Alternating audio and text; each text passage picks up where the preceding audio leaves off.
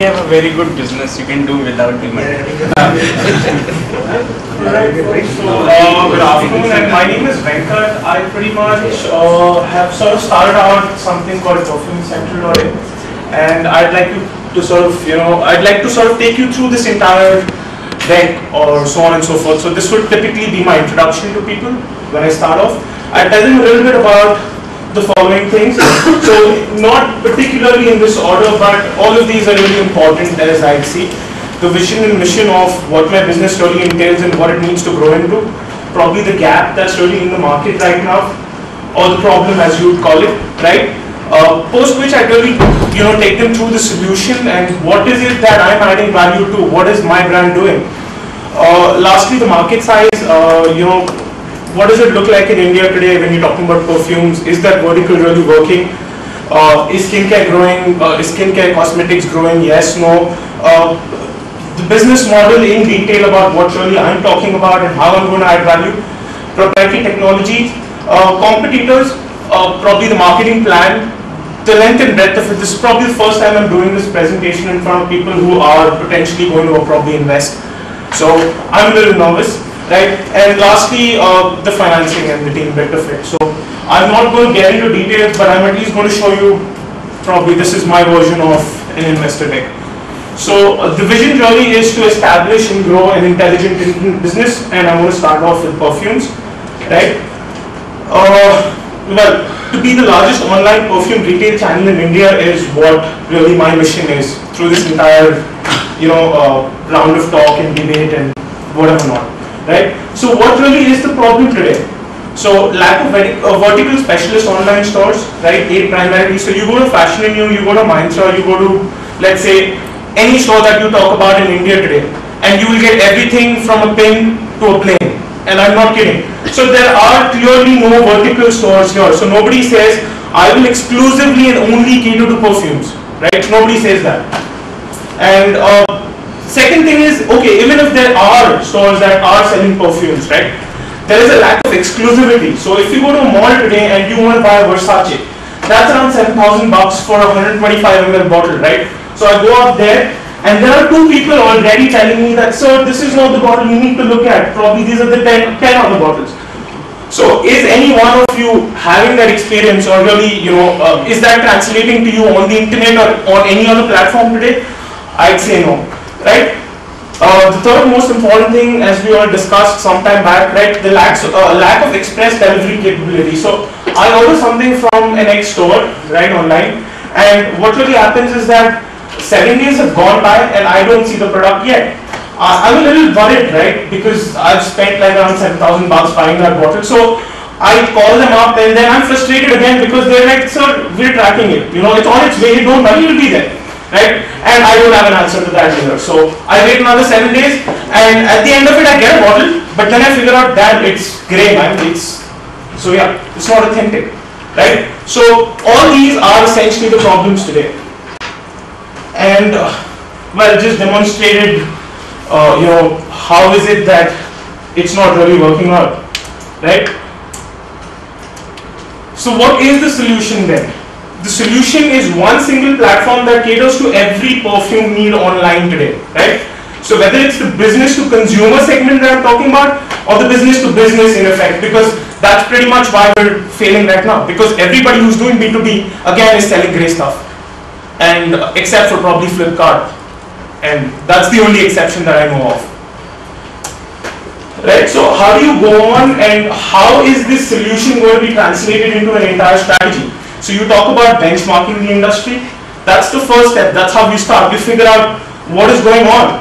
So let's take a look. I'm not going to really go through this entire bit right now, but ideally this is what you should really have, because this talks about everything and everyone in that space, right?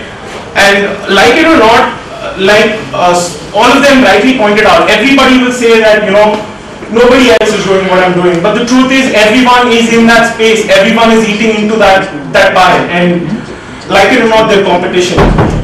Moving to the next thing, you need to talk about how and what is really innovation, and how is it that you want to do that first mover advantage bit of it, right? So, I'm just saying right now that it's going to be really exclusive, yet user-friendly UI.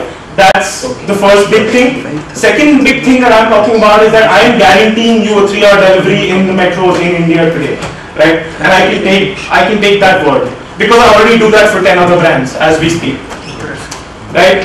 The other thing today is that the internet's not limited to your laptops and PCs. It's grown as not only a platform in terms of the number of devices, but also the reach, the type of people who can consume the content on these devices. So it's really, really important for me to be there on every one of these platforms.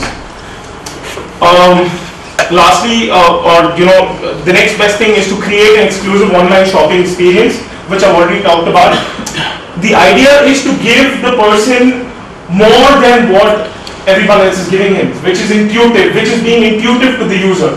So, perfume is a very tangible thing. People don't really customize perfumes. Have you heard of people customizing perfumes? No, I want this and that. And these 3 notes make it an awesome perfume, right? I don't think anybody in the world can do that today, and probably 6 months down, I will do that. So that's the whole idea. That's where we're going to.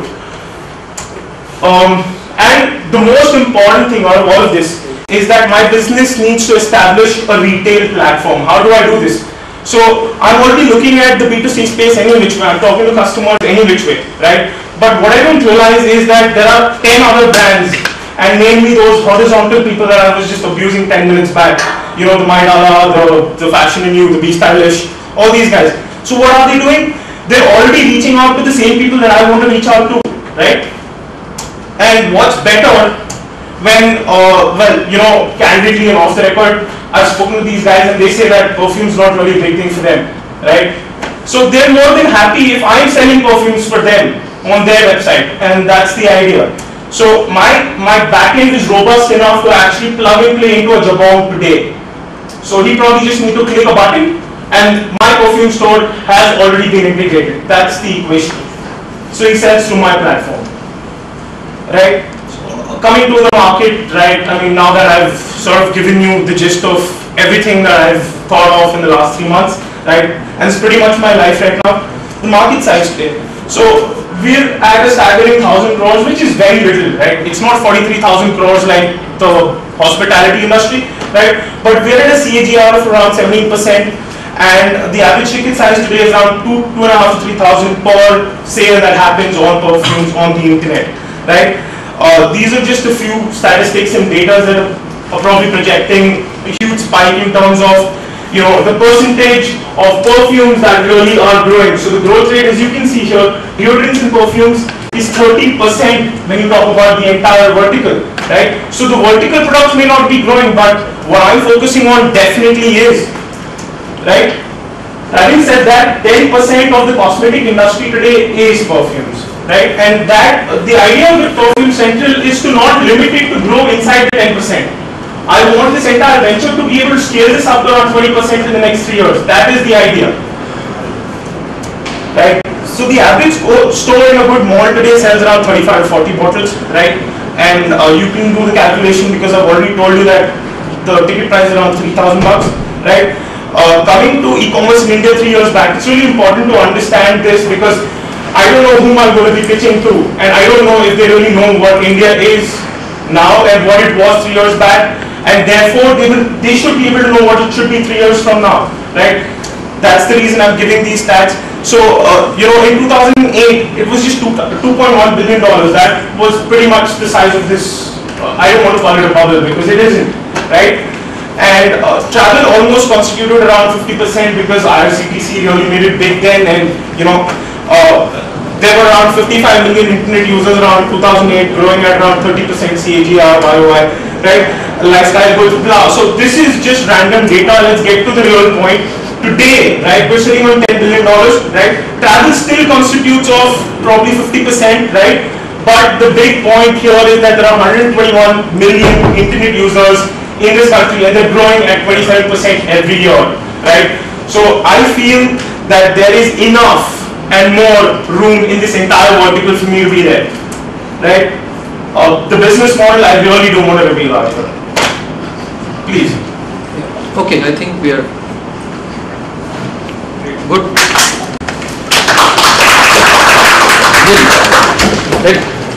I want to give a couple of feedback. It's just what do you guys think? Like, I think we'll do this as we go. I think one last presentation. What do you guys think? This is a pretty detailed and Huh? pretty detailed and well put up. Overall, good, bad. Good.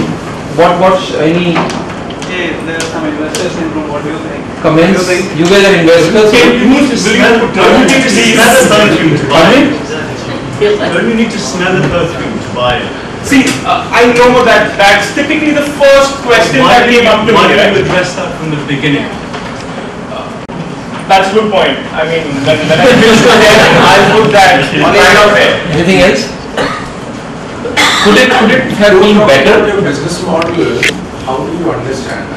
I No, understand proprietary. No, but let's not get into that. That's we have to. No, I don't understand what the business is about. He talks about the industry, talks about. No, we are saying whatever he said. Let's just limit to that. It's a case study, right? You can't say why is it not talking about. Could any of us have made it better? Good pitch or not? Idea is not whether he is in good business or not.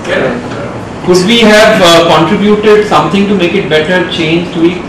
Okay, I don't know what the margins are, but he's guaranteeing 3-hour delivery and all that. You are going last mile there.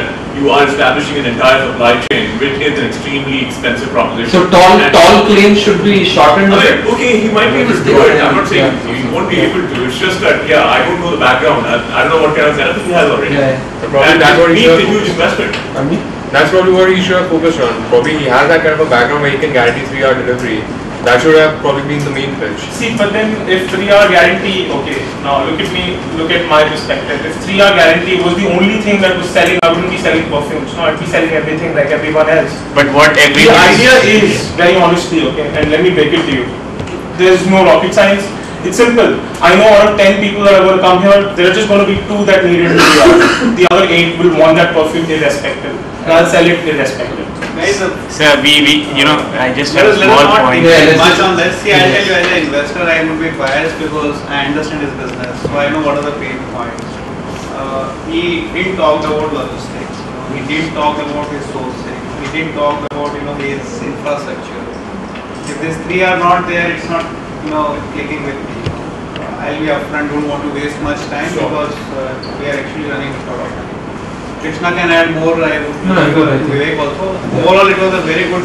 I think if somebody is hearing this first time, would love what he's doing. A lot of passion, the way he's done. Graphics. And have you ever presented before? It's very good for somebody who just made a presentation. That's what actually I wanted to stop him, but then I felt he did a good job. But as an investor, these 3 things were not there, and believe me, you need to include some. With those limited slides, I'm giving you some info. Sure. If you want to take it, it's up to you. It's not that all investors are like me. Some investors just like your face, they will like your hairstyle and like to write a check. But the fact of life is that I'm not comfortable because I don't understand your sourcing model. Absolutely. Because whatever perfume you're talking, 2,500, 3,000. Trust me, you sold 40 bottles. Those are all in the range of less than 500. So I think to your point, it challenged the staff. I think it was put together well. It piqued the curiosity. Now what Anil is actually talking about very interesting is this seasoned investor, not guys like me who show up for the first time and sit down to paisa. He's a seasoned guy who's seen 10 plans like this before. So now he's saying, boss, give me the detail. Sure. Alright? No, but to be so, that's what he's bringing. But for somebody who's prepared it, and not presented, it was very good. Very nice, very good. I think all till now, yeah. But But had I continued the same flow completely, I like it. The way. No, you also to understand there's something like a great there's something of, if you make a great presentation doesn't mean much, because if people, let's say, get 10 presentations a day like he gets, or maybe in a month he gets pitched by 10 people, beyond a point you discount the sophistication, the delivery. You don't have to do all of that. Now we're saying counter to what we started with. At the end of the day, it's about saying, oh, can I sell perfumes and make money? I don't think so. So great guy, great. If you're really hire, I don't know the right things. If we start, Exactly. But I think I will give him the point, man. We gave some feedback to the first 3-4 guys. Yeah. he actually picked up on that. Yes, So he exactly. said, I'm not going to talk about the presentation, here's what I'm presenting in the slide. Yeah. So good pick up on the spot. Entrepreneur needs to pick up on that. I have a question. Is it okay to refer to competitors or people with similar lines of business and point out their flaws in the presentation? Just a question. Nowadays, you don't tell my boss that I think to say off the record when the cameras are rolling in front of you. is that going up on Facebook? Yes. Facebook. Like, these are the players, these are the gaps, and I'm filling this gap. So in the There's nothing sense, wrong. like it was saying that fashion and news sells Yeah, fake ones. yeah. I So think which is you can't say uncharitable thing because the other guy. Yeah. You need to bring them up, but you're right. So those parts could have been excluded. Did I say Where that? the boundary between aggression and just kind of writing off. Right. So you say that there have been cases. I'm just saying. Yeah. There are instances of where they are not Without naming. specialists. Right. No, even name because they're not specialists and we are specialists and so on. And if you run down somebody, Because if So if you it's- check it on doesn't any of their help. website, they clearly say our product is No, no, authentic. Whatever. I guess if we don't go into the content, only the delivery. Yeah, at least not while the cameras are rolling. 5 minutes? Just run us through how you would do it. Right, so this is my third presentation, and basically this captures the kind of iteration that we had to go through based on the feedback we received in the previous two. I am the co-founder of a startup called Toolbox. We are an online interface which lets you search, plan and book local experiences when you're on a holiday. The first slide that we thought would be about the team, because that's where the essence really comes out. So I co-founded a company called Trippy back in 2010. It's been about a couple of years in the domain, where we used to manage leisure for tier 2 and tier 3 companies, their middle and higher management.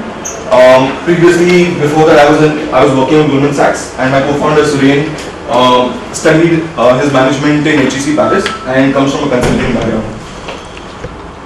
Now coming basically right to the concept, what exactly is Toolbox? I think it's essential for each startup here to get that point across in limited words and the maximum impact possible. So coming to Toolbox, we are an online platform which will help you search, plan and book whatever you would like to do when you're traveling at the destination. So we do not book flights for you, we do not book hotels for you. What we really go after is what you do when you go to that particular destination, which is the reason why you're actually going there in the first place. If someone's going to Paris, he's not going there because he's going to fly Air France, or he's not going to go there because he's going to stay in Bourgeois, but he's going to go there because Paris has certain things that he wants to see or he wants to experience, and that's where we come. How do we do this? We basically aggregate inventory across the local suppliers, people who supply sightseeing tours, be it a bus tour, a coach operator, a private cab owner. We aggregate guides in the sense that we sort of put all their offerings onto a platform where it's easily bookable for you. We aggregate ground transportation and airport transfers. This is very critical because once you are in a place like Paris, you don't get cabs in the city, and you do not know how much you exactly should be paying for from getting from point A to point B. We again aggregate entrance tickets to all the museums, landmarks, passes to various activities, events, and guides, as I told you. What exactly is the problem with the current setup? There are three stakeholders in our business. One is the traveler, that's the consumer. The other is the supplier, the person who actually sells these products. And the third, the person who actually delivers the product. And the third is the person who sells the product. These are the travel sellers. Now, coming to the traveler, basically when you travel to an alien destination for a holiday, and more often than not you do travel to some place that you haven't been before, there are 5 essential problems that you face. Number one is information. What exactly should you be doing? How you should be going about doing it? How much time does it take? How much money does it cost? It's essential to have that information, and it's there on the internet, but it's present in such multiple formats in multiple places that you'll have to sit and aggregate. There's a lot of time spent on that. Second is the cost involved. So again, when you're going to a place which is not known to you, you do not know exactly how much you should be paying for it, and you will have to go by then either what a travel agent quotes or what the hotel concierge quotes or what someone else tells you is the cost, and that's never reliable. The third problem is transparency. So you need to know exactly what you're getting and what you're paying for. There's a problem of opaque information where you do not know exactly what the end deal is, and that's important to sort of distill. And So I can just sort of list it down there. These are the basic problems that are there. There is limited amount of stuff online present today which you can actually book. So you can go to TripAdvisor or to Lonely Planet and see what you want to do, but you cannot really action on that information, or you do not know who you should be going with. At the end of it all, I think the major problem then comes down to the supplier side, where he is a small operator, someone in sub 1 million range, where they don't have the resources to connect to you as a traveler, and the third is a travel seller, where they're getting squeezed more and more by hotels and airlines, and they're not making money, and there's really a need for an ancillary revenue opportunity there. So here's the solution what our platform offers for a user. It's an online platform, hassle-free, transparent pricing. You can avoid queues or unavailability issues. There is freedom to create completely sort of a customized experience for what you really want to do. For a supplier, we given the channel, there is growth in sales and profitability. We do data analytics where we tell them which stuff works and which doesn't. And for the travel seller, it's an excellent ancillary revenue opportunity. Coming back to the market opportunity, now I think the key takeaway from us from initial couple of presentations was to list down the source of that information.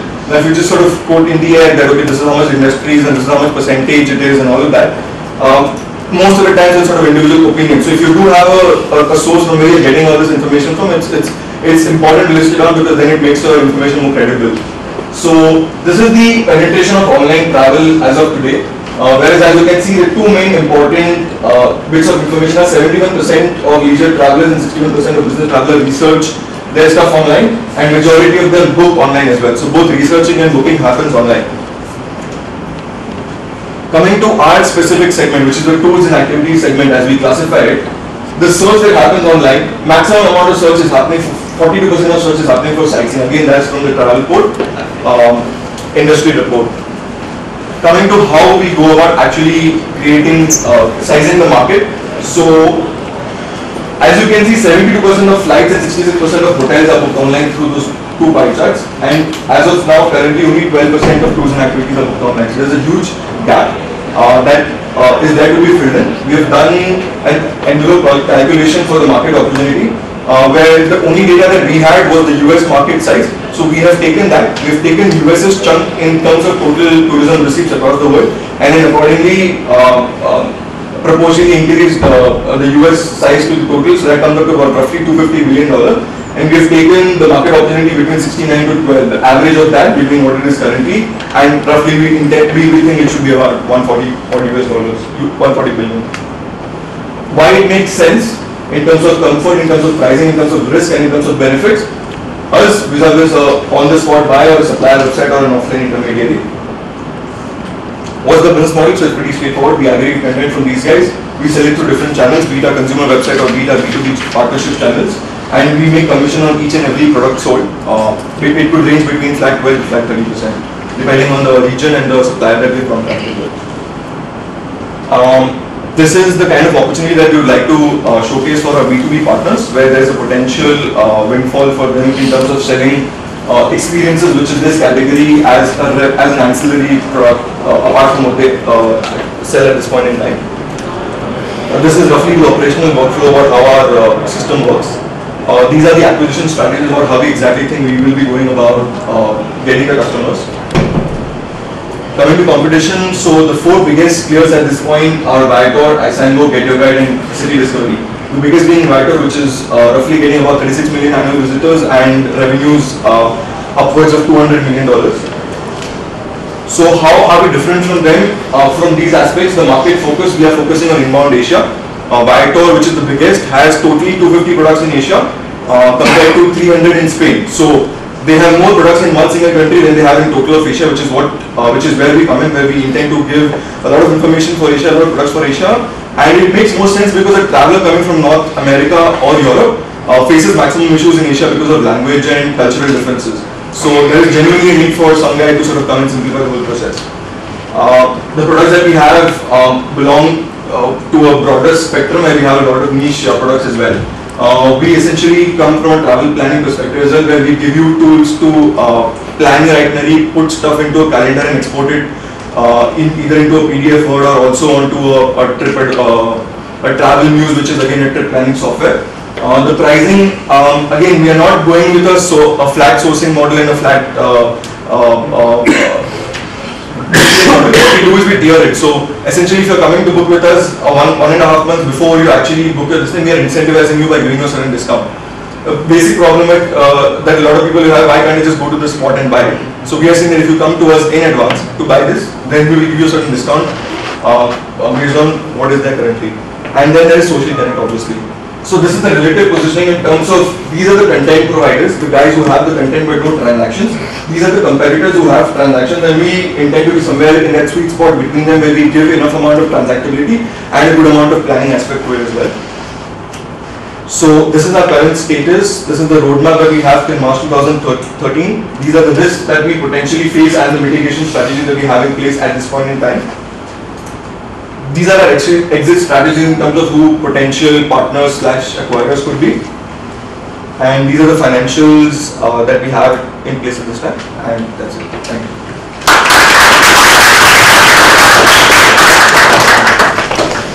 Very good. You ready? Yeah. Vivek? Sir, if I can, it was interesting to hear different folks make their pitches. I could see one of the earlier guy was a brand manager. He talked about the experience of the brand.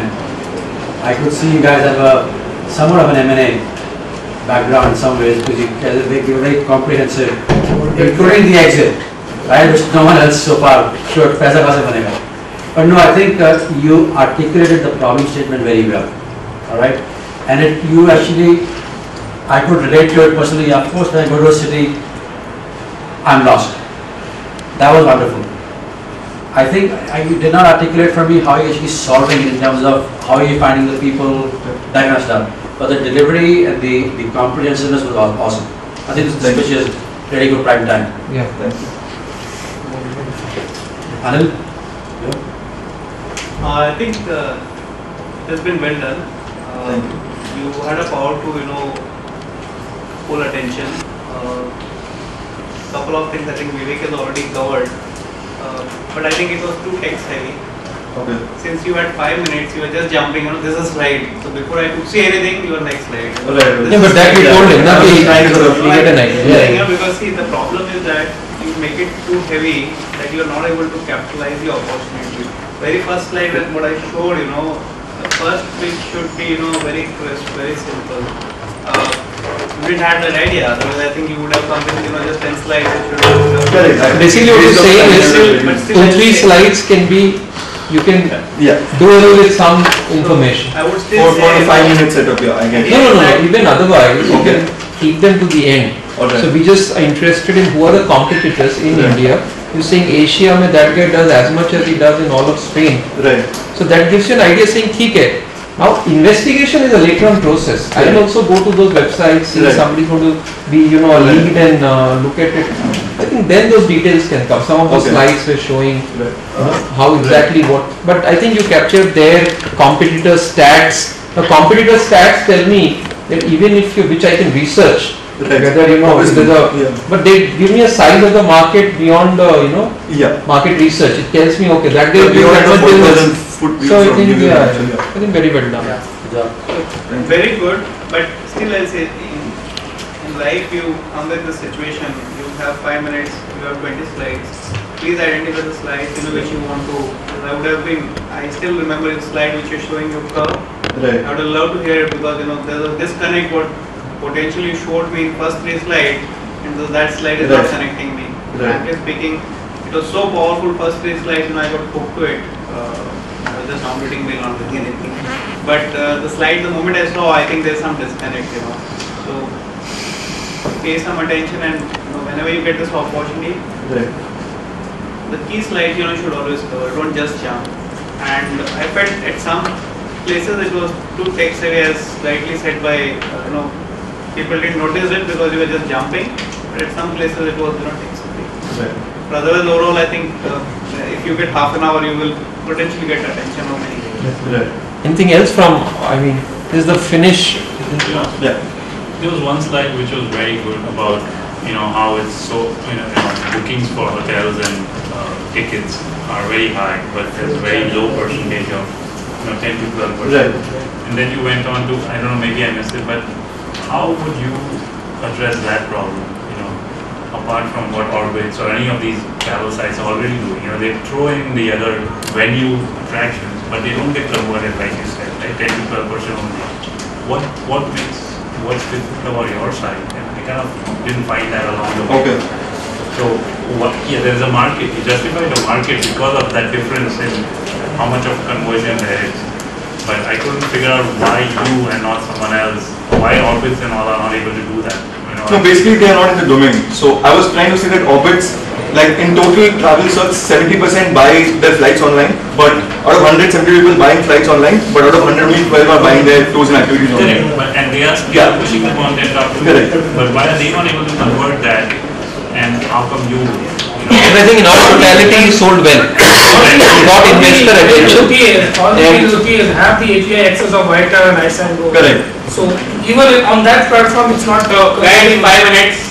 We can always, take it offline. I'm not interested in, addressing it. But in case you have anything which you think we can address from this workshop perspective, happy to address it. Otherwise, we can continue with, his travel. I think he's making us all history to, travel to some place.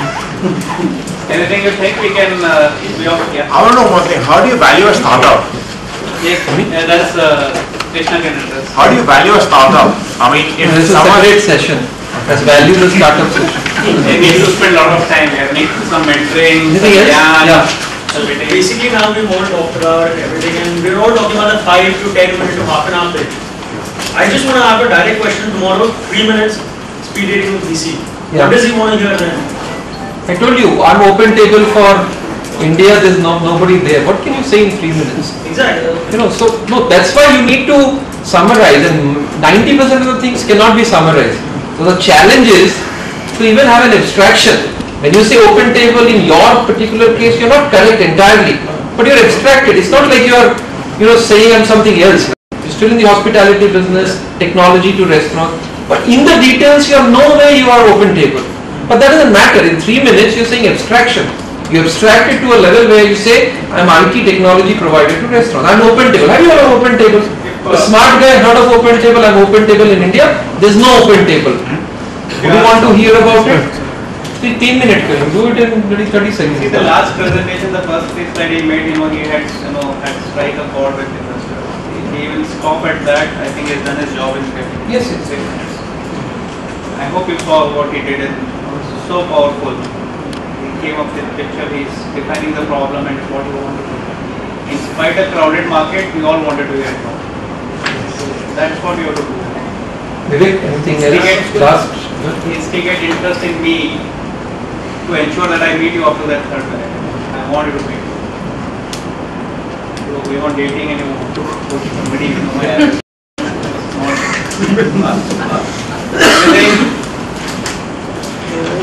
Again, that's I think we are through. Great. Thanks for getting us for 2.5 hours.